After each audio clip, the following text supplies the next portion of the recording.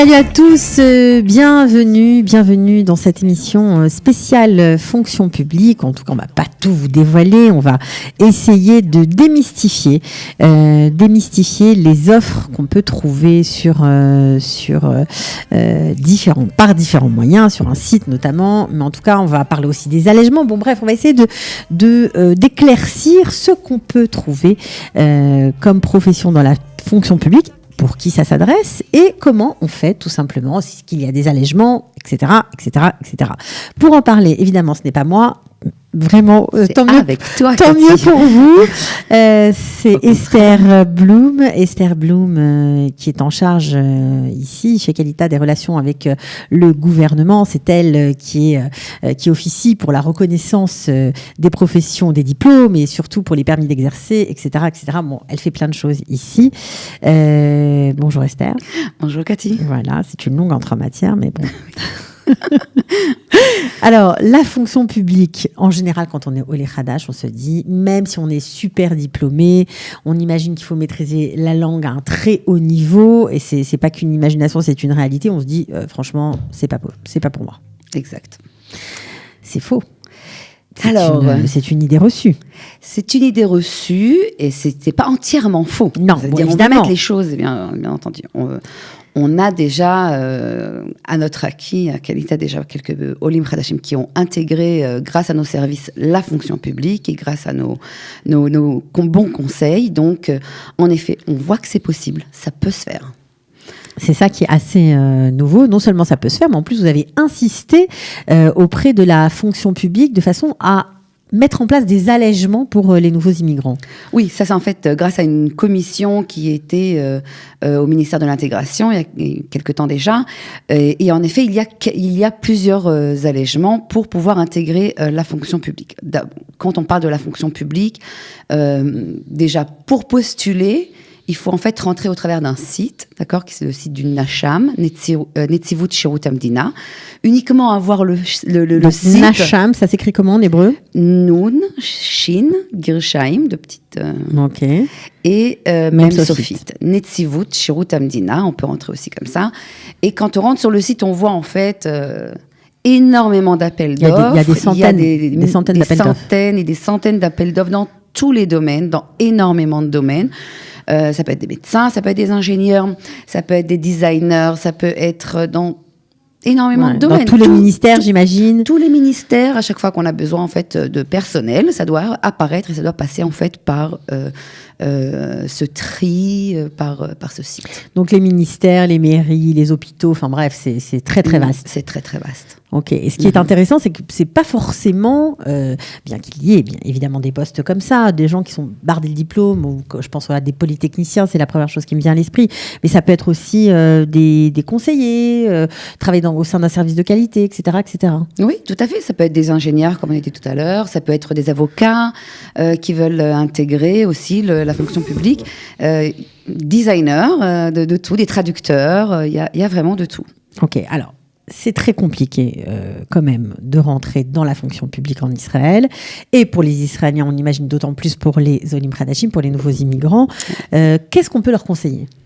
Alors déjà, quand on rentre, déjà de se familiariser. Avec le site. Déjà de se familiariser, c'est la première chose qu'il faut faire, c'est de rentrer sur le site et essayer de comprendre, de comprendre ce qui se passe dans ce site, quel genre d'offres on peut accéder, quel genre d'offres sont proposées, est-ce qu'il y a quelque chose qui peut correspondre à mon profil, peut-être pas tout de suite, peut-être plus tard, d'accord. Comment on intègre, le site, comment ouvrir un compte à l'intérieur du site. Donc tout ça déjà c'est les premières choses. En fait, une fois qu'on a vu aussi qu'on a la possibilité, qu'il y a des offres qui nous correspondent. Voilà, qu'il y a des offres qui nous contre toute attente. Contre toute attente. Il faut se demander. À ce moment-là, est-ce que j'ai l'hébreu? Est-ce que j'ai les bons diplômes? Alors les bons diplômes, bien entendu, c'est sur l'appel d'offres lui-même. Il y a écrit automatiquement. On demande quelqu'un qui a peut-être qui est Andassaï ou qui a une licence, qui est technicien, qui a une licence, qui a un master 2, etc. Donc ça, c'est détaillé. Et si, en fait, on n'a pas les diplômes nécessaires, tout de suite, on est Il faut avoir le réflexe de se tourner vers Qualita, par exemple, pour enclencher cette Alors à ce moment-là, en fait, si on se rend compte qu'il y a un poste une offre auquel on peut postuler, et qu'on se rend compte qu'on n'a pas encore fait la reconnaissance des diplômes universitaires face au ministère de l'Éducation. Ce qui arrive, on attend, et il y en a beaucoup de personnes qui me disent, voilà, ça fait 8 ans que je suis en Israël, je ne pouvais pas imaginer que j'allais un jour travailler pour la mairie, pour la fonction publique. C'est extraordinaire ce qui m'arrive, il y a vraiment quelque chose qui... Et je n'ai jamais fait reconnaître mes diplômes. Je n'ai jamais fait reconnaître mes diplômes. Alors là, il y a une course contre la montre. Parallèlement, en fait, à la candidature qu'on va déposer, on va tout de suite dire, en fait, je suis Olé Khadash, donc s'il vous plaît, j'ai pas encore la traduction et la reconnaissance de mes diplômes, mais prenez en cas mon cas. Prenez en considération mon cas. Prenez en considération mon cas. En plus, il y a un chat, je crois, sur le site. Il y a aussi un chat. On peut leur dire tout de suite, on est Olé Khadash, etc. C'est aussi dans les fiches à remplir, etc. Mais on les prévient que voilà, la procédure est faite en parallèle et que on va bientôt en fait leur donner. Alors ça, c'est, on va dire, la première étape. Ok. Maintenant, on le sait très bien. Une fois supposons qu'on a passé toutes ces étapes, pour entrer dans la fonction publique, il y a une batterie d'examens, de tests en tout genre, auxquels les Français ni les francophones ne sont pas du tout habitués. Pas du tout, voilà, c'est quelque chose qui très ressemble. Nouveau. C'est nouveau pour nous, puisque c'est un autre format, et on n'est pas formaté justement à ce genre, comme les tests psychométriques pour la fac. Automatiquement, on a une différence de notes par rapport à l'ensemble des Israéliens qui sont eux formatés à répondre à ces questions, depuis toujours, choice, etc. Voilà, toujours. Donc là, c'est très différent. En fait, étant donné que le candidat, si son dossier avance au fur et à mesure de la sélection interne au ministère, donc il va y avoir en fait différents tests. Il va devoir se préparer très rapidement. C'est-à-dire, si sa candidature est avancée, on peut lui dire à 4 jours près, on peut lui dire dans 4 jours, il faut que tu te présentes faire des tests. Alors là, c'est pour ça qu'on a voulu faire absolument une émission là-dessus, parce que franchement, c'est génial. Grâce au lobbying, vous avez réussi à faire en sorte qu'il y ait une formation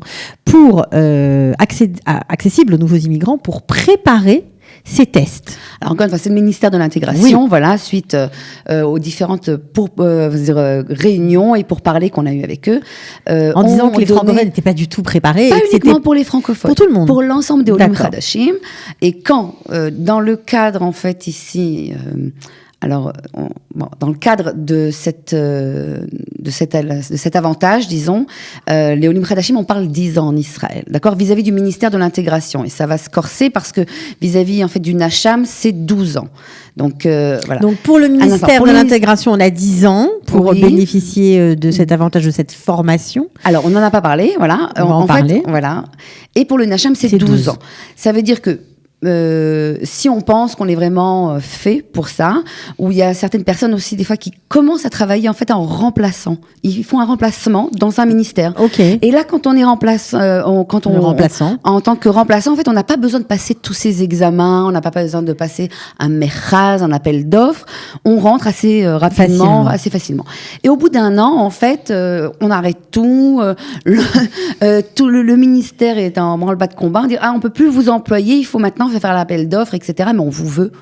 Et ça arrive souvent. On dit on veut vous garder, on veut vous garder parce que vous avez vraiment quelque chose, un savoir-faire, vous avez des connaissances que vous apportez en plus à notre service et on veut vraiment nous garder. Donc, mais vous devez passer les tests. Mais vous devez tout passer. Alors, donc on va résumer, Esther, parce que c'est important. Juste, en tout cas, parler de cette formation. Après, vous allez rentrer dans les détails. Donc, c'est une formation.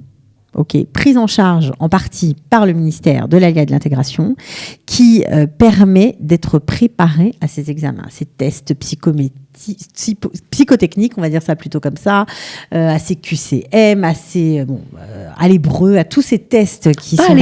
Pas à l'hébreu. Des tests d'hébreu, il n'y a pas des tests d'hébreu ? Il y a des tests qui sont en hébreu, voilà. Et donc au travers de ça, bien entendu... Des tests cognitifs, enfin bref, il y a plein de choses. Mm-hmm. Ok. Voilà. Donc en fait, même l'Israélien lui-même a une difficulté en fait à passer ses examens. Mais oui, c'est très dur. Donc en fait, il y a des instituts qui ont mis en place des cours de formation à ces tests. Et c'est comme les psychométriques, quoi, en fait. C'est comme les psychométriques. Et le ministère de l'Intégration a décidé, après tous ces pourparlers, d'ouvrir, en fait, de subventionner ces cours, au-delà, en fait, des autres subventions existantes, aux personnes qui peuvent prétendre à déposer une candidature dans la fonction publique. Donc c'est comme un voucher pour une formation professionnelle. C'est un voucher en plus des autres avantages que le Olé aura pu bénéficier jusqu'à présent. Alors vous nous avez parlé de cet avocat qui est venu vous voir, qui a dit voilà, je voudrais rentrer dans la fonction publique, qu'est-ce que je fais maintenant? Il était un peu perdu et vous lui avez donc conseillé, on prend cet exemple, de faire cette formation? Oui, tout à fait, bien entendu. Bon, en ce qui le concerne, en ce qui concerne aussi une autre partie des candidats qu'on a vus, c'était des personnes qui sont déjà à l'intérieur de la fonction publique parce que ils font des remplacements. Et donc, dans ce cadre-là, ils savent déjà, ils sont au courant déjà de l'appel d'offres, parce que ça c'est le grand problème, de suivre exactement quel appel d'offres il y a en ce moment qui me convient, qui convient à mon profil. Donc je dis ok, oui, vous avez vraiment le profil pour. Donc la première chose à faire, c'est d'aller vous former et savoir exactement à quoi vous attendre dans cette batterie de tests que vous allez devoir passer. Voilà, c'est juste en fait un truc pour se préparer, pour être prêt. C'est quand même un entraînement. Ouais. Donc c'est assez nouveau, ça fait seulement 1 an et demi que ça existe. Oui, que c'est subventionné. Ça existe depuis plus longtemps pour l'ensemble de la population. Mais pas pour les nouveaux immigrants. Voilà. Ouais, bah c'est formidable. Bien entendu, on intègre une classe qui est en hébreu avec des Israéliens et tout est en hébreu. Bon, alors il y a d'autres allègements dans la procédure. Oui. Ça, c'est quand même chouette. Donc là, en fait, on est par rapport au ministère de l'Intégration. Et donc, on parle de l'Imchadashim qui sont jusqu'à 10 ans en Israël. Okay. Qui peuvent bénéficier, en fait, de ce voucher pour les tests. Alors, on a parlé tout à l'heure des tests cognitifs. Et ce qui est formidable, c'est qu'aujourd'hui, puisque les tests cognitifs sont en général des tests de rapidité, il y a la possibilité de faire ces tests dans sa langue maternelle. Alors, là, donc, à partir du moment où le Nacham va convoquer le candidat, d'accord, il va avoir tous ses examens, il va falloir se présenter à différents examens. Maintenant, d'après les postes, il y a différents examens. Et d'après les examens, il y a différents allègements.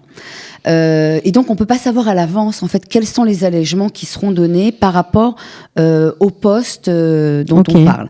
Ce qu'on peut dire, oui, d'accord, c'est que justement le test cognitif est un test qui peut être fait dans la langue maternelle.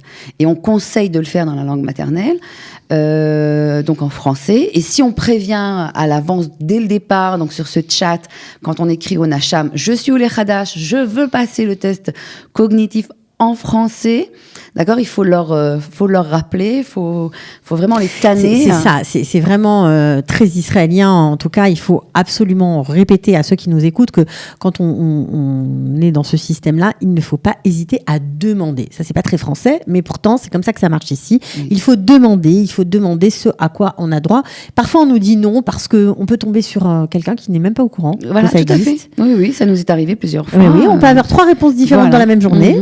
Mais il faut savoir, nous on est là pour vous dire ce qui existe, Esther. Donc ça existe, c'est vos droits. Vous avez le droit de demander ces examens cognitifs en français. Et oui, vous avez le droit aussi de demander de passer cette formation, d'intégrer cette formation, même celle-ci n'est pas toujours connue dans les services, quoi, on va dire. Non, pas du tout. Il y a des responsables de ministères qui ont dit non, je ne connais pas, non merci, au revoir, vous n'y avez pas le droit, ça n'existe pas. Donc si on est un peu trop... Alors il ne faut pas oublier qu'il y a beaucoup de règlements, il y a beaucoup de droits, etc. Donc nous, c'est notre job. Voilà, c'est notre job. Donc voilà, on est là pour le rappeler, pour le dire aux Limchadashim et pour les aider dans cette aventure. Et comme tu le disais, Cathy, si oui, en Israël, il faut le demander, ce serait peut-être le premier test, en fait, du Olé Hadash, pour voir s'il a assez de persévérance et assez de pas de chutzpah, mais assez voilà. Faut du courage. Voilà, faut beaucoup de courage. Pour faire valoir ses droits, tout simplement. Oui, mais on voit quand même des très très beaux parcours, vraiment des personnes qui arrivent avec des CV extraordinaires et qui ont, je pense, leur place ici à des hauts postes. Et voilà, et ça on peut est là pour vous aider vraiment, voilà, pour arriver au meilleur et donner le meilleur au pays. Ben ça, c'est bien dit. En tout cas, je trouvais que cette nouvelle, qui n'est pas si nouvelle, mais enfin, on n'en parle pas assez. Oui, il y a de la place pour vous, nouveaux immigrants, dans la fonction publique. C'est un long parcours, mais c'est pas du tout impossible. Il suffit de s'accrocher et de suivre les recommandations d'Esther Blum. Je suis sûre que vous allez y arriver. Merci beaucoup. Merci, Cathy. À bientôt. À bientôt. Ciao.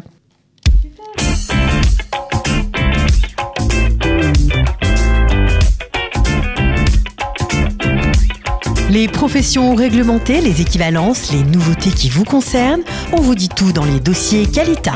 Les dossiers Qualita, pour en savoir plus sur l'ALIA.